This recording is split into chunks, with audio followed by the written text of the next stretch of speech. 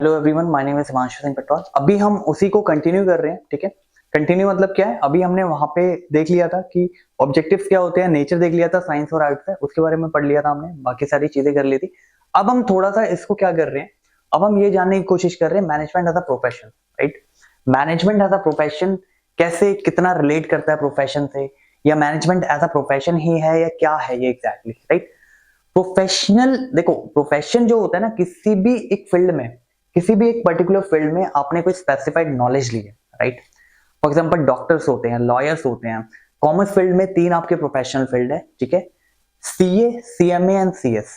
Right, chartered accountant, cost management accountant, company secretary. ठीक है, इनको गवर्निंग स्टैट्यूटरी बॉडी अलग अलग, मतलब जो स्टैट्यूटरी बॉडी है, जैसे आईसीएस है सीएस के लिए, आईसीएमआई है आपका सीएमए के लिए, और आईसीआई है आपका चार्टर्ड अकाउंटेंट के लिए। ठीक है, तो ये चीज है, तो डिफरेंट डिफरेंट होती है प्रोफेशनल। तो ये जानने की कोशिश कर रहे हैं कि मैनेजमेंट एज अ प्रोफेशन है, नहीं है, क्या है, कितना मैच करता है, कितना नहीं करता, वो सारी चीजें। ठीक है, तो देखो सबसे पहले जो प्रोफेशनल होते हैं उसमें well defined body of knowledge है। ठीक है, well defined body of knowledge क्या है, जो भी इंस्टीट्यूट है, पर्टिकुलर अभी मैं कॉमर्स फील्ड की बात कर रहा हूं, तो जो भी इंस्टीट्यूट है जहां से भी आप वो चीज कर रहे हो, तो उनका एक ना बॉडी ऑफ नॉलेज है, उनका जो स्टडी मटेरियल हो गया, उनकी जो चीजें हैं, उनका जो प्रैक्टिकल नॉलेज है, वो सारी चीजें आपको एक प्रोफेशनल बनने में हेल्प करती है। Because if you are a taxation profession अगर आप बन रहे हो, तो वहां पे उनका जो बॉडी ऑफ नॉलेज है वो सारी चीजें आप लेते हो। If you are a costing profession तो आप वहां पे लेते हो। कॉस्ट एंड मैनेजमेंट अकाउंटेंट बन रहे हो तो वहां से आप कॉस्टिंग के बारे में, मैनेजमेंट के बारे में सारी चीजें पढ़ते हो। कंपनी सेक्रेटरी बन रहे हो तो आप कंपनी लॉ के बारे में,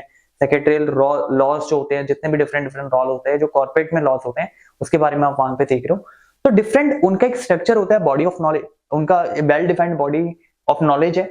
क्या मैनेजमेंट में ऐसा होता है क्या? देखो मैनेजमेंट में भी आप ये तो कह सकते हो कि बॉडी ऑफ नॉलेज तो है management, right, without any doubt. क्यों? क्योंकि यहां पे भी काफी पर्सन ने अपने जो प्रिंसिपल्स है वो काफी प्रिंसिपल्स दिए हुए हैं। राइट, प्रिंसिपल्स है, काफी चीजें हैं जो अप्लाई होती है, और अच्छे से अगर आप उन्हें प्रोसीड करके उसी वे में अप्लाई करते हो तो बिल्कुल होते हैं। तो वी कैन से कि प्रोफेशनल में जैसे बॉडी ऑफ नॉलेज है, तो यहाँ पे भी वो चीज है, वो चीज दे रखी है, वो चीज बेसिक लेवल पे दे रखी है कि किस तरीके से उसको आगे प्रोसीड आप कर सकते हो। तो बॉडी ऑफ नॉलेज तो दोनों में ही नजर आ रही है ना। क्योंकि मैनेजमेंट में भी आपने देखा कि मैनेजमेंट में जैसे हमने बेसिक चीजें पढ़ी कि किस तरीके से प्लानिंग, ऑर्गेनाइजिंग, स्टाफिंग, कंट्रोलिंग, तो बॉडी ऑफ नॉलेज तो है, पता तो चल रहा है कि किस तरीके से चीजें हो रही हैं। प्रोफेशन में भी वैसी होती है, तो दोनों में ये तो सिमिलरिटी है कि बॉडी ऑफ नॉलेज या वहां पे कंटेंट अवेलेबल है हर किसी के बारे में, दोनों के बारे में। ठीक है, दूसरा पॉइंट प्रोफेशन क्या कहता है, कहता है भाई रिस्ट्रिक्टेड एंट्री है। कहता है प्रोफेशन में हर कोई एंट्री नहीं ले सकता।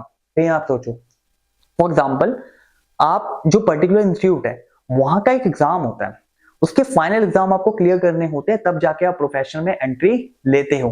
राइट, अदरवाइज आप ऐसे ही जाके प्रोफेशन में एंट्री नहीं ले लोगे।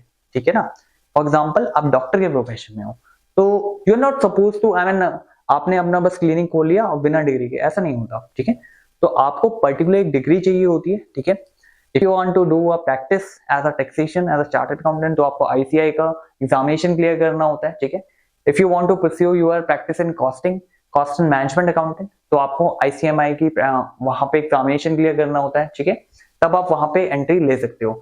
If you are doing company secretary practice, तो उसमें भी आपको वहां पे इंस्टीट्यूट का जो एग्जाम है पर्टिकुलर, वो क्लियर करना होता है। एंट्री रिस्ट्रिक्टेड होती है। बट मैनेजमेंट में क्या एंट्री रिस्ट्रिक्टेड है? नहीं, यहां पे कोई रिस्ट्रिक्शन नहीं है। क्योंकि देखो मैनेजर तो कोई भी बन सकता है ना, मैनेजर तो कोई भी बन सकता है ना। मैनेजर के लिए ये थोड़ी है कि आपको ये डिग्री चाहिए। मैनेजर के लिए जो स्किल सेट चाहिए होता है वो नॉर्मली एक्सपीरियंस चाहिए होता है। आपको कितना एक्सपोजर है, आपने कितनी टीम हैंडल करी है, उस तरीके का एक्सपोजर आपको चाहिए होता है। तो उसके लिए रिस्ट्रिक्शन नहीं है कोई एंट्री का, कि यहाँ पे मतलब पर्टिकुलर प्रोफेशन में क्या है, अगर आप एग्जाम क्लियर नहीं करते हो तो आप नहीं एंटर कर सकते हो प्रोफेशन में। Right, same as with lawyer, तो आपको बार काउंसिल में अपना रजिस्टर करना पड़ता है। तो सिंपल सी चीज है, वहां पे प्रोफेशन में हमेशा एंट्री रिस्ट्रिक्टेड होती है, लेकिन मैनेजमेंट में एज अ मैनेजर जब आप बन रहे हो, कंपनी में अपॉइंट हो रहे हो, तो यहाँ पे कोई ऐसी रिस्ट्रिक्शन नहीं है। ठीक है, तो अभी तक हमारा एक फीचर मैच हुआ है, that is body of knowledge. Third पे आते हैं हम। थर्ड कहता है प्रोफेशनल एसोसिएशन होनी बहुत जरूरी है। ठीक है, अब मान लो आप बिजनेस कर रहे हो, आप प्रोफेशन की सर्विसेज दे रहे हो। ठीक है, अब प्रोफेशन सर्विसेज देने के लिए एसोसिएशन जरूरी है। एसोसिएशन में क्या होता है, मैं थोड़ा सा आपको गाइड कर देता हूँ। जब भी आप इंस्टीट्यूट का एग्जाम क्लियर करते हो, तो उसके साथ साथ एक आपको सर्टिफिकेशन मिलता है। ठीक है, सर्टिफिकेशन के साथ साथ अगर मान लो आप उस फील्ड में आगे प्रैक्टिस करना चाहते हो, एज अ प्रोफेशन आप अपनी सर्विस देना चाहते हो क्लाइंट को, तो उसके लिए आपका एक सीओपी बनता है, यानी जिसे बोलते हैं सर्टिफिकेट ऑफ प्रैक्टिस। तो यहाँ पे क्या चाहिए आपको, प्रोफेशनल एसोसिएशन चाहिए, इंस्टीट्यूट के मेंबर होने चाहिए आप। दूसरी चीज आपके पास सर्टिफिकेशन ऑफ प्रैक्टिस होना चाहिए, तब आप कर सकते हो। यहाँ पे कुछ ऐसा है क्या मैनेजर बनने के लिए? यहाँ पे कुछ ऐसा नहीं रही है, कोई भी लॉ की तरफ से रिस्ट्रिक्शन नहीं है। Anybody can be a manager who can manage at their respective position in any organisation, ठीक है। हालांकि यहाँ पे आप बोल सकते हो कि यहाँ पे अभी क्या है कि पोस्ट ग्रेड को ज्यादा फॉलो किया जाता है, ठीक है। यहाँ पे आपके जो मैनेजमेंट अकाउंटेंट है वो जाते हैं, ठीक है।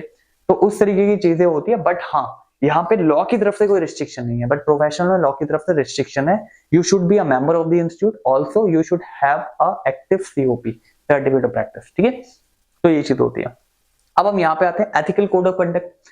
एथिक देखो, इंस्टीट्यूट के ना कुछ एथिकल कोड ऑफ कंडक्ट होते हैं कि आप ये चीजें नहीं कर सकते हो। अगर आप प्रोफेशन में हो तो फॉर एग्जाम्पल आप जॉब नहीं कर सकते हो, ठीक है। ये होता है उनका कोड ऑफ कंडक्ट। और काफी सारे बिहेवियर कोड ऑफ कंडक्ट भी होते हैं, है ना।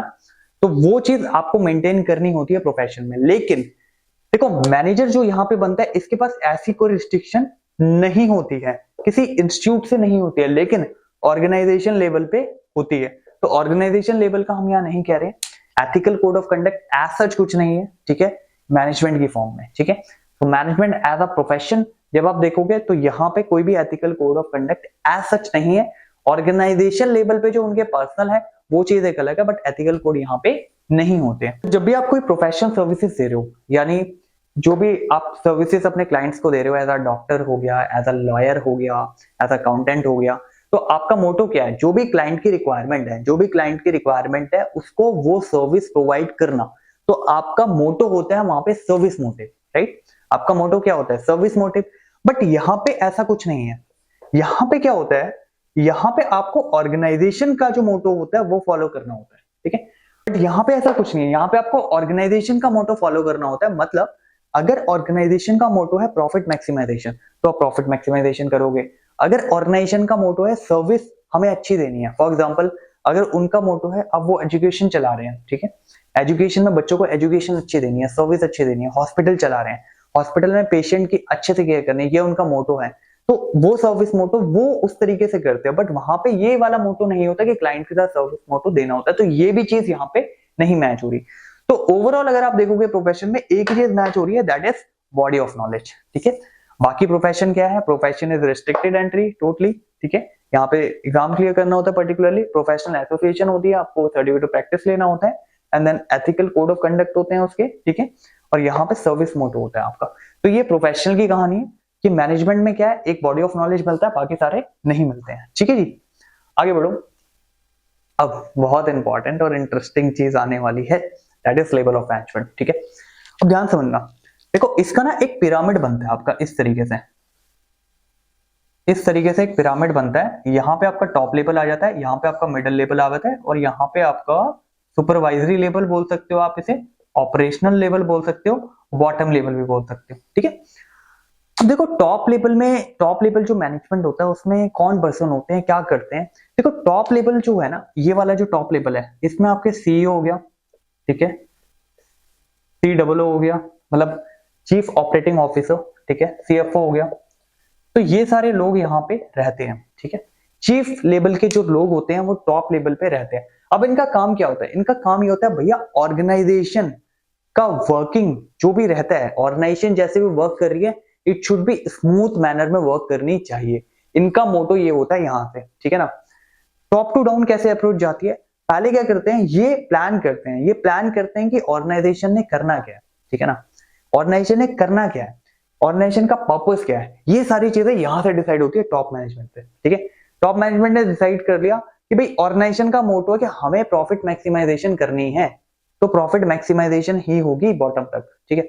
उन्होंने कह दिया भाई हमें अपनी सर्विसेज इंप्रूव करनी है, हमें अपना प्रोडक्ट इंप्रूव करना है, हमें नया प्रोडक्ट लॉन्च करना है। तो जो भी टॉप मैनेजमेंट ये बताता है करना क्या है, are you getting my point? करना क्या है वो ये बताता है, करना क्या है और कैसे करना है ये भी बताता है। दो चीजें होती हैं उनमें, एक तो ये बताते हैं what to be done and second how to be done, ठीक है। पाथ बताएंगे, पाथ वे बताएंगे कि यार इस तरीके से चल के ये चीज हो जाएगी, ठीक है। हमें ये पता है कि क्या करना है, हमें ये पता है कैसे करना है, ठीक है। यहां से मुझे पता चल गया टॉप लेवल में जो भी इन्होंने बताया करना क्या है, कैसे करना है, इन्होंने थोड़ा सा एक आइडिया इन्होंने पेपर पे फॉर्म करके वो बता दीजिए, ठीक है। व्हाइट बोर्ड लिया, उसमें बता दिया यार ये करना है और इसी तरीके से ये होगा, ठीक है। व्हाइट बोर्ड पे एक चार्ट बन गया, ठीक है जी। अब हम नीचे आते हैं थोड़ा, जब हम मिडिल लेवल पे पहुंचते हैं, मिडिल लेवल मैनेजर कौन होते हैं?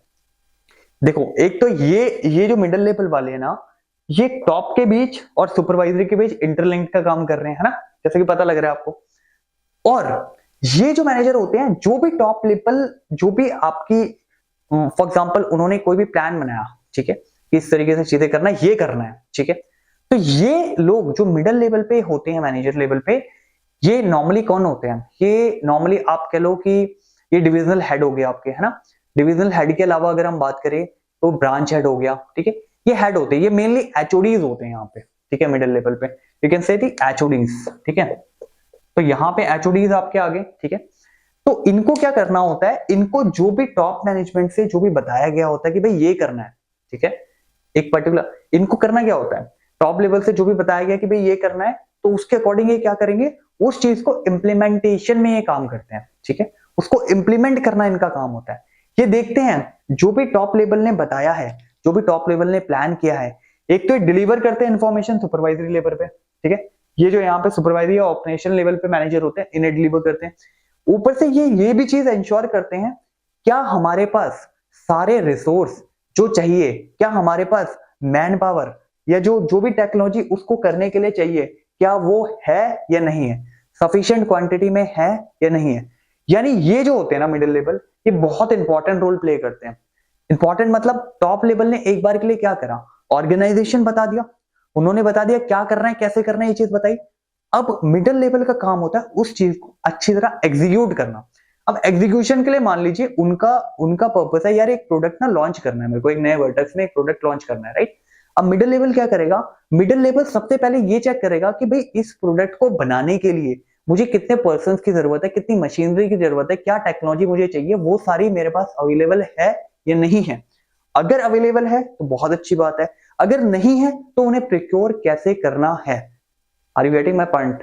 तो इसमें क्या रहेगा, इसमें मिडिल लेवल का जो सबसे इंपॉर्टेंट इंटरलिंक्ड काम यही होता है कि उसको ये तय करना होता है कि भाई जो भी मेरे रिसोर्स है वो पूरे अप टू द मार्क हो, ठीक है। और उसके बाद मेरे को ये जो चीजें हैं डेडिकेट करनी है नीचे, मतलब जो सुपरवाइजर लेवल पे मैनेजर काम कर रहा है उसे। यहाँ पे नॉर्मली नीचे जो यहाँ पे रहते हैं ये सुपरवाइजर्स होते हैं, ठीक है। इनका डायरेक्टली कनेक्शन होता है वर्कर्स के साथ, ठीक है। जो भी काम कर रहे हैं वर्कर लाइन एग्जीक्यूटिव लाइन में जो भी चीज चल रही होती है, तो वहां पे इनका डायरेक्ट उनसे कोऑर्डिनेशन होता है, इनका डायरेक्ट उनसे कनेक्शन होता है। ये डायरेक्टली उनको गाइड करते हैं, बताते हैं कि किस तरीके से चीजें करनी है, राइट। जो ऑपरेशनल या ये सुपरवाइजरी लेवल पे जो भी बंदे बैठे हैं, इनको क्या करना होता है, इनको दो तीन चीजें मेक श्योर करनी होती है, ठीक है। पहले तो जो भी वर्कर्स है, जो भी काम कर रहे हैं, जो भी वर्किंग क्लास है, उनके साथ इंटरेक्शन करना होता है। They used to motivate them, उनको मोटिवेट करते हैं, ऑब्वियस सी बात है ना। और उसके साथ साथ उनका जो वर्किंग कंडीशन है और उनका जो सेफ्टी, जो वर्किंग कंडीशन में उनका जो सेफ्टी रहना चाहिए जिस हिसाब से, वो पूरा सेफ्टी का ध्यान ये लोग देते हैं सुपरवाइजर। तो इनका भी काफी इंपॉर्टेंट रोल होता है, क्योंकि एक्चुअल वर्कफोर्स के साथ जो काम कर रहा है पर्सन, वो यही है सुपरवाइजरी लेवल, ठीक है ना। तो हमारा क्या हुआ, टॉप लेवल में पता चला क्या करना है, कैसे करना है, इसने सारे रिसोर्स इकट्ठे किए, इसने मेक श्योर किया कि भाई जो भी रिसोर्स है वो मेरे पास सारे अवेलेबल है, सारी चीजें ये इंटरलिंक्ड की तरह काम कर रहा है, किसके बीच, टॉप के बीच और इसके बीच, ठीक है। उसके बाद ये सारे रिसोर्स चेक करेगा कि सारी मैन पावर है मेरे पास, सारे रिसोर्स है मेरे पास, जो टेक्नोलॉजी चाहिए वो है या नहीं है, अगर नहीं है तो उसे प्रोक्योर कैसे करना है जल्दी से, उसके अकॉर्डिंग कैसे काम करना है। तो ये सारी चीजें ये करता है मिडल, ठीक है। अब सुपरवाइजरी लेवल काम करवाता है, काम मतलब वो एक्चुअल में वर्कफोर्स के साथ है, तो उसे पता है उसकी नीटी ग्रिटी जो है work day to day life में क्या प्रॉब्लम आ रही है, क्या चीजें आ रही है, वो सारी टेक केयर ये करता है। तो he is responsible for what, he is responsible for the I mean day to day जो भी आपका रूटीनल काम चल रहा है उसके लिए, जो भी आपकी वर्कर की डेली लाइफ की जो भी प्रॉब्लम्स है या कुछ है ऐसा कुछ वो होता है, तो ये उससे कनेक्टेड रहते हैं। तो इस तरीके से आपके मैनेजमेंट के लेवल जो है बटे हुए हैं, ठीक है जी। तो टॉप लेवल का अपना अलग काम है, मिडिल लेवल का अपना अलग काम है, ऑपरेशन लेवल या सुपरवाइजरी लेवल जो है उनका अपना अलग काम है, ठीक है। ये सारे के सारे रिस्पॉन्सिबल हैं जो भी मैनेजमेंट आपका फ्लो हो रहा है, मतलब जो मैनेजमेंट हम फॉलो कर रहे हैं ऑर्गेनाइजेशन में, they all are responsible, right. और सबसे ज्यादा इनमें अगर कोई रिस्पॉन्सिबल होता है, वो टॉप लेवल रिस्पॉन्सिबल होता है सबसे ज्यादा, ठीक है। लगता है कि टॉप पे, बट माइंड के लेवल पे वो काफी ज्यादा स्ट्रेसफुल जॉब है, राइट। तो वो चीज है, तो तीनों ही रिस्पॉन्सिबल है अपने अपने रिस्पेक्टिव क्राइटेरिया में, जो हमने बताया, ठीक है। अब हम बात कर लेते हैं इस मोड पे कि अभी हमने देखो हमारे फंक्शन क्या है। हमारे फंक्शन है प्लानिंग करनी है, ऑर्गेनाइजिंग करनी है, ठीक है, आपको स्टाफिंग करनी है, डायरेक्टिंग करनी है, कंट्रोलिंग करनी है, ठीक है। वन लाइन में हमने बताया था प्लान करना है, ठीक है, क्या करना है, कैसे करना है, ये सब प्लानिंग में आ गया। और ऑर्गेनाइजिंग में आपको ऑर्गेनाइज कर रहे हो आप सारी चीजें, ठीक है, कब करना है, कहाँ करना है, किस तरह करवाना है या कैसे करना है, ये ऑर्गेनाइजिंग का पार्ट हो गया, ठीक है। अब इसमें जो पार्ट आया आपका थर्ड में, स्टाफिंग। स्टाफिंग में आपने पर्सन हायर किया अकॉर्डिंग टू योर रिक्वायरमेंट, वो स्टाफिंग में हो गया, ठीक है। फिर आप डायरेक्ट कर रहे हो, उन्हें बता रहे हो किस तरीके से काम होना है, क्या होना है। फिर अगर मान लो एक्चुअल जो आपने एसओपी बनाई थी कि भाई ये काम होना चाहिए था, लेकिन एक्चुअल काम जो है कुछ और हो रहा है या कम हो रहा है उससे, तो जो भी डेविएशन है उसके लिए आपको उन्हें बताना होता है भाई किस तरीके से आपको आगे चीजें प्रोसीड करनी है, ठीक है। तो अब हम यहाँ चलते हैं कोऑर्डिनेशन में। कोऑर्डिनेशन का मतलब क्या है, देखो इतनी सारी एक्टिविटी जब अलग अलग चल रही है, एक तरफ कंट्रोलिंग चल रही है आपकी, है ना, एक तरफ आपका प्लानिंग चल रहा है स्टार्टिंग में, तो प्लानिंग से लेके कंट्रोलिंग तक इतने सारे जो प्रोसेस है, इसमें अगर कोऑर्डिनेशन नहीं होगा तो सारी गड़बड़ हो जाएगी, है ना। जो भी आपने किया है वो कोई मायने नहीं रहेगा उसका। तो कोऑर्डिनेशन वहां पे क्या करता है, इन सारी एक्टिविटीज को सिंक्रोनाइज करता है एक जगह पे, राइट। सिंक्रोनाइज एक जगह पे मतलब सिंकिंग करता है, मतलब ऐसा ना हो कि कोई एक्टिविटी कम्युनिकेशन गैप की वजह से खराब हो जाए, ठीक है। तो वो काम आपका कोऑर्डिनेशन करवाता है, ठीक है। अब कोऑर्डिनेशन जो होता है इसमें पॉइंट होते हैं कुछ, ठीक है, क्यों ये हमारे यहाँ मतलब अवेलेबल होता है या क्या है इसके फीचर्स। तो देखो सबसे पहले इंटीग्रेट ग्रुप एफर्ट्स, हम मैनेजमेंट में भी कर रहे थे, ठीक है, ये भी ग्रुप एफर्ट्स की बात कर रहे हैं। बस ये मेक श्योर ये करता है कि कहीं भी कम्युनिकेशन गैप की वजह से या कम्युनिकेशन इंटरेक्शन की वजह से कोई ऐसा पॉइंट ना हो जो मिस हो जाए, ठीक है। तो ग्रुप एफर्ट्स पे वर्क कर रहे हैं, ठीक है, ताकि कम्युनिकेशन स्मूथ फ्लो चले, ठीक है। अगर कोई चीज है, कोई किसी को किसी से कोऑर्डिनेट करनी है, तो वो ऑर्डरली मैनर में कोऑर्डिनेट कर पाए, ठीक है। तो ये कोऑर्डिनेशन वहां पे हेल्प करती है, ठीक है। दूसरा, यूनिटी ऑफ एक्शन होनी चाहिए, ये नहीं कि कोई इंडिविजुअल ग्रजेस में, अब ऑर्गेनाइजेशन में आप काम कर रहे हो, डिफरेंट डिफरेंट डिपार्टमेंट है आपके, है ना। आपका मान लो सेल्स डिपार्टमेंट आपका है, आपका एचआर डिपार्टमेंट अलग है, फाइनेंस डिपार्टमेंट अलग है आपका, तो डिफरेंट डिफरेंट डिपार्टमेंट है। तो उसमें इंडिविजुअली कोई ग्रेजेस नहीं होने चाहिए। आप यहाँ पे जो काम कर रहे हो वो यूनिटी के साथ काम होना चाहिए ऑर्गेनाइजेशन के गोल के लिए। तो कोऑर्डिनेशन हमें ये इंश्योर करता है कि भाई यहाँ पे जब हम ऑर्गेनाइजेशन के भीतर है, यहाँ पे जब हम काम कर रहे हैं तो वो ऑर्गेनाइजेशन के गोल के लिए कर रहे हैं, तो उसका पर्पस बिल्कुल क्लियर होना चाहिए माइंड में कि भाई हमें किस तरीके से यूनिटी ऑफ एक्शन बना के रखनी है। Got it.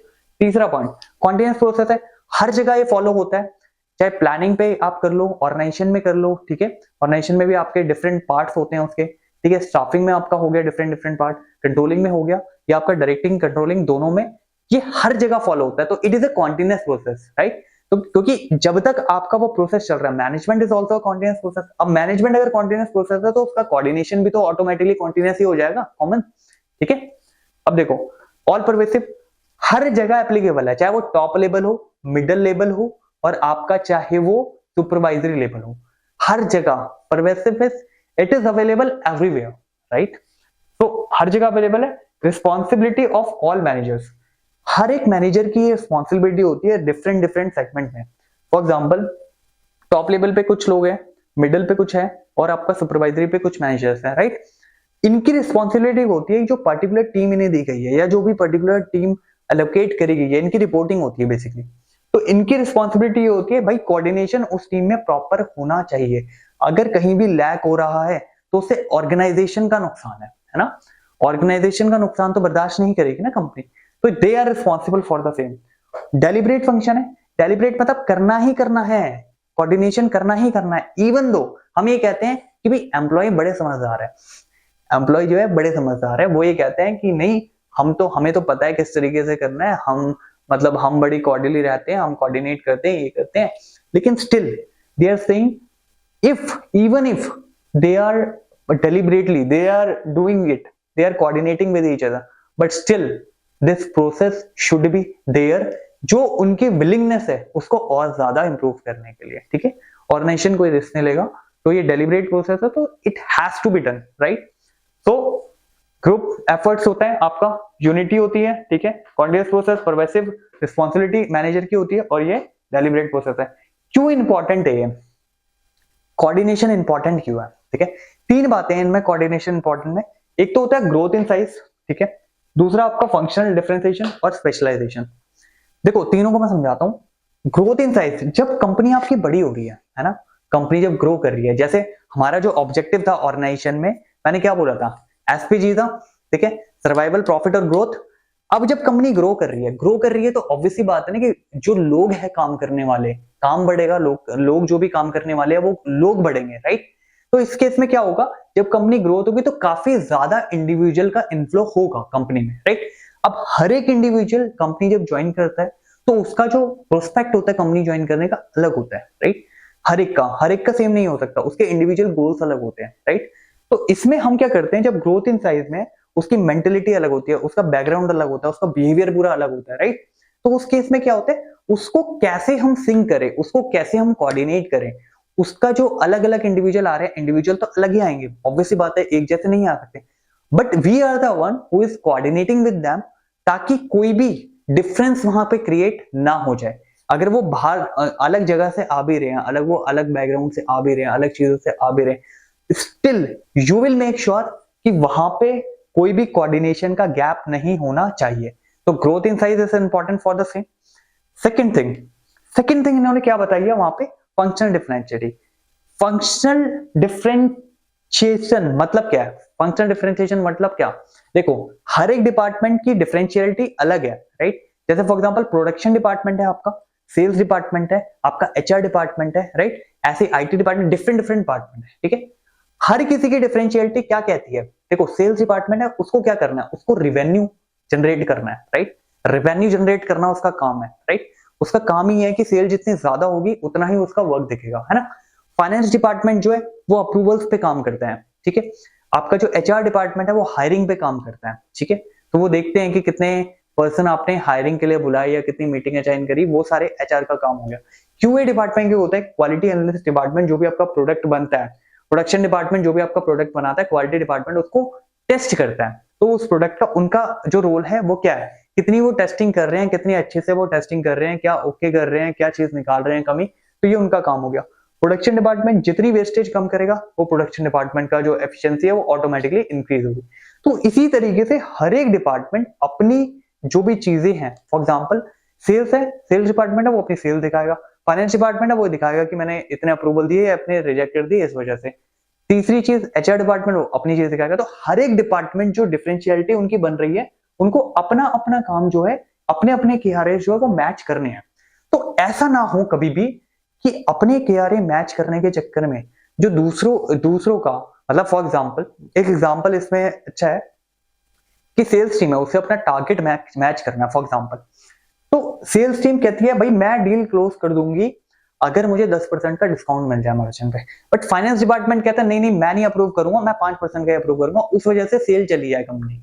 तो इससे किसका नुकसान है, इससे डिपार्टमेंट के बीच में जो कोऑर्डिनेशन नहीं हो पा रहा ढंग से, उसमें लॉस किसका, ओवरऑल कंपनी का लॉस है, राइट। तो you need to be make sure very much कि भाई कोऑर्डिनेशन प्रॉपरली होना चाहिए, चाहे डिफरेंशिएशन हो, लाख डिफरेंशिएशन हो, लेकिन जब वो बात आती है ऑर्गेनाइजेशन की, तो ऑर्गेनाइजेशन के केस में सारे एक है, ठीक है। तो उस केस में कोई डिफरेंशिएशन यहाँ पे बर्दाश्त नहीं होगा या नहीं करना है, तो कोऑर्डिनेशन का एक काम होता है यहाँ पे, ठीक है जी। तीसरा स्पेशलाइजेशन। देखो इसमें क्या होता है ना, स्पेशलाइजेशन की अगर हम बात करें तो इसमें जनरली क्या होता है कि जो जैसे कंपनीज होती है फॉर एग्जांपल, राइट, कंपनीज में क्या होता है अलग अलग डिपार्टमेंट, जैसे हमने अभी डिस्कस किया, finance department, HR department, QA department, production department आपका हो गया, right, sales department, different department अपना अपना काम कर रहे हैं, ठीक है। इन पर्टिकुलर डिपार्टमेंट, हर एक डिपार्टमेंट को एक एसओपी दी गई होती है कि इस तरीके से इस मैनर में काम होगा, राइट। प्रोडक्शन डिपार्टमेंट का अपना अलग एसओपी होता है, क्यूए का अलग होता है, राइट। तो जैसे जैसे उनको एसओपी दिया होता है, स्टैंडर्ड ऑपरेटिंग प्रोसीजर, तो उसी तरीके से वो लोग काम करते हैं। तो इसमें स्पेशलाइज्ड नॉलेज का मतलब क्या हुआ, एक पर्सन होता है, मतलब जब भी आपको ऐसे डिपार्टमेंट दिखेंगे ना ऑर्गेनाइजेशन में, बड़ी कंपनी होती है, तो उसमें एक इंटरनल ऑडिटर होता है, राइट। वो क्या करता है, वो इंटरनल ऑडिटर वहां पे उसका काम क्या होता है कि जो भी डिपार्टमेंट की एसओपी एलोकेट करी है वो देखता है कि उसमें काम किस तरीके से हो रहा है, ठीक है। उसने देखा कि काम किस तरीके से हो रहा है, किस तरीके से चल रहा है, कहां कहां पे गैप्स है, कहां कहां पे एसओपी फॉलो नहीं हो रही है।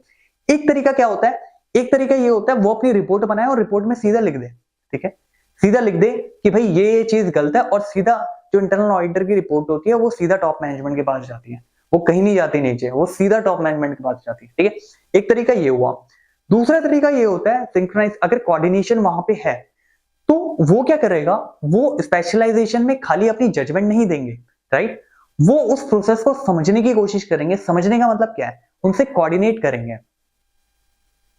वो इस प्रोसेस में अपनी जजमेंट नहीं देंगे, वो इस प्रोसेस में अपनी जजमेंट नहीं देंगे, वो समझने की कोशिश करेंगे कि क्या चल रहा है, राइट। दिल कोऑर्डिनेट मतलब वो सामने वाले को भी सुनेंगे, ठीक है, कि किस तरीके से चीजें चल रही है, क्या प्रॉब्लम आ रही है, क्या किस तरीके से चीजें हो रही है, जो इस तरीके से स्टैंडर्ड ऑपरेटिंग प्रोसीजर जो है वो फॉलो नहीं हो पा रहा।